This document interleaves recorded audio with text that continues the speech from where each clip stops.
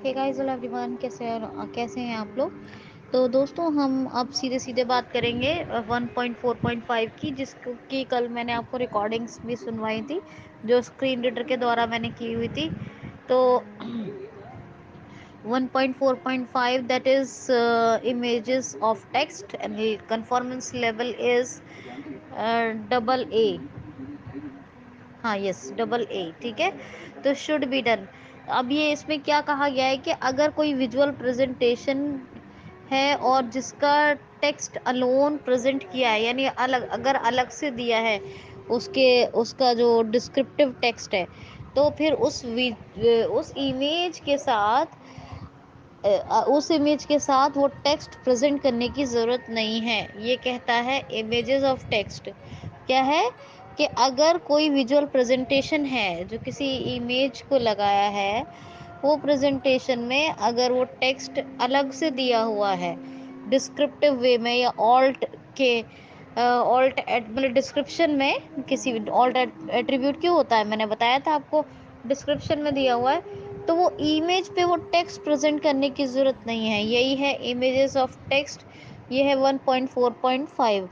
याद रखना दोस्तों, WCAG 2.1 के सभी सक्सेस क्राइटेरियाज और गाइडलाइंस को ध्यान से पढ़िए और कन्फर्मेंस लेवल को याद रखिएगा।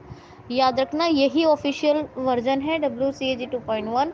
इसी को पढ़ना है, इसी के सभी गाइडलाइंस और सक्सेस क्राइटेरियाज ओरली बहुत ही अच्छे से याद रखने हैं। ठीक है, ये बहुत ध्यान रखने वाली चीज़ है। ठीक, तो अगर हम डिफ्रेंशिएट कर ले इमेजेस वो टेक्स्ट अल्टरनेटिव 1.1 गाइडलाइन और उसका 1.1.1 यानी 1.1.1 नॉन टेक्स्ट कंटेंट, उसका मतलब क्या है कि जो भी कंटेंट, ऐसा कंटेंट जैसे कि जो images hotspot pop form labels हैं, है ना, कुछ अप्रोप्रिएट टाइटल है, उसके लिए कुछ अल्टरनेटिव टेक्स्ट प्रोवाइड करना चाहिए, ये कहते हैं 1.1.1 में। लेकिन 1.4.5 ये क्या है, इमेजेस ऑफ टेक्स्ट, इसमें कहा गया है कि अगर कोई विजुअल प्रेजेंटेशन दिया हुआ है और उसके लिए एट्रीब्यूट का यूज करके, यानी डिस्क्रिप्टिव टेक्स्ट मौजूद है, अल्टरनेटिव टेक्स्ट मौजूद है, तो फिर आपको उस इमेज के साथ वो टेक्स्ट प्रेजेंट करने की कोई ज़रूरत नहीं है। तो इन चीज़ों को अच्छे से ध्यान में रखिएगा, पढ़िएगा, जितना पढ़ेंगे उतना समझ में आएगा।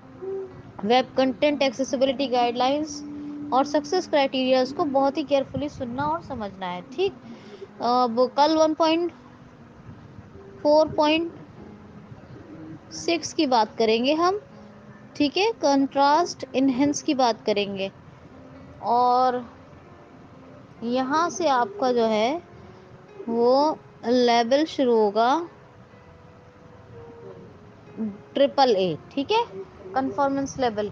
ये ज़रूरी नहीं है कि हर का कहीं AA तो AAA ही होगा, नहीं।